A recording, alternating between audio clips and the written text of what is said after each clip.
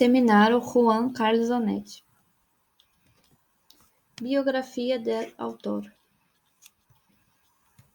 Juan Carlos Onetti foi um escritor uruguaio que nasceu em la ciudad de Montevideo e é considerado um grande novelista da literatura de seu país.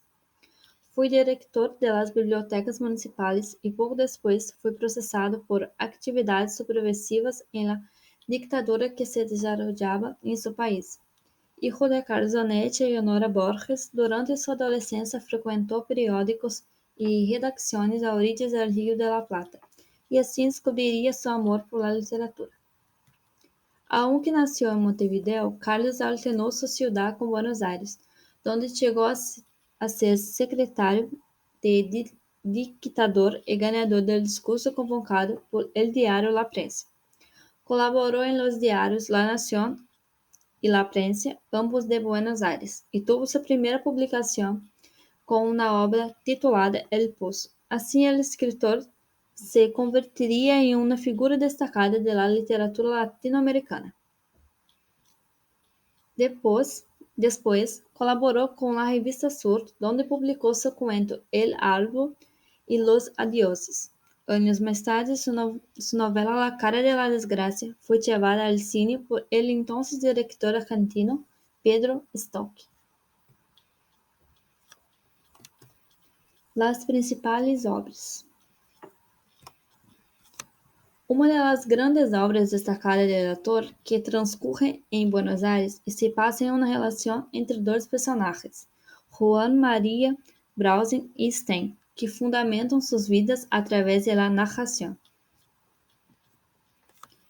Esta obra retrata o lado malo da vida em um cenário decadente. Se desarrolla em los alrededores de Santa Maria, demonstrando a precariedade del hombre. Esta obra es la última de Onetti, retrata una ciudad mística y la drama se centra en ella, aunque también transcurre en Santa María. Esta obra tiene su origen en otra llamada La larga historia, que retrata la amargura y el pesimismo como tema central. Estructura de la obra.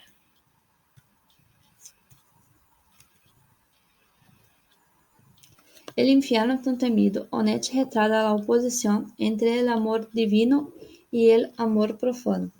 El amor entre la injuria y la desgracia. En esta concepción, el autor comenta la historia de un hombre llamado Rizzo, viudo y padre de una niña que se casó con una mujer mucho más joven que él, pero por circunstancias del destino se separan.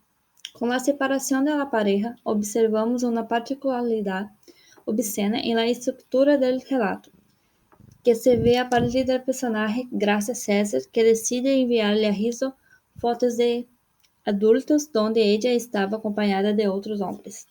Su principal objetivo es desestabilizar el personaje para que sufra con sus grotescas acciones. Además de esta particularidad, Onetti logra difundir cierta soledad y angustia en la tesis del cuento. Esta característica se observa cuando el personaje Rizzo comienza a caer en el juego de gracia y se hunde en la tristeza y la añoranza. Posteriormente, vemos la degradación del personaje cuando su ex amante decide apelar e enviar cartas a su hija, con el fin de provocar acción que logró generar un sufrimiento tan grande en Gracia que fue la razón que llevó al personaje a suicidarse. En esta condición, observamos que las relaciones se construyen a partir del sentimiento de amor y odio, en un ambiente de caos, con el objetivo de causar cierto efecto existencial y emocional en el lector. En un principio, se observa el relato en primera y tercera persona. Su nombre, entonces titulado El infierno tan temido, representa un valor semántico al abordar la tragedia entre Rizzo y Gracia, construida por el sentimentalismo. En esta concepción, ubica al personaje masculino como la víctima y el personaje femenino como el pueblo. La narración se caracteriza por la implicación del narrador con la historia a través del mundo ficticio, despertando curiosidad en el lector por saber si está implicado o no. Esta obra se presenta a través de relatos cortos y pocos personajes. Su descripción tiene el objetivo de parecer que la ilusión es algo verdadero.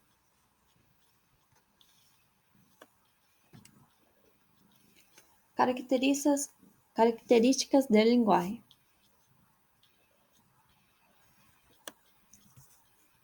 Los acontecimientos de la historia tienen una cierta distancia del momento en que ocurre. Al principio de la estructura, el lenguaje en tercera persona demuestra la presencia de un narrador omnisciente, pero más tarde esta concepción cambia, porque la estructura del verbo nosotros se expone indicando un narrador que se involucrado con la vida de los protagonistas. En este pasaje, el narrador indica signos de su presencia en la escritura de la historia, mediando su opinión.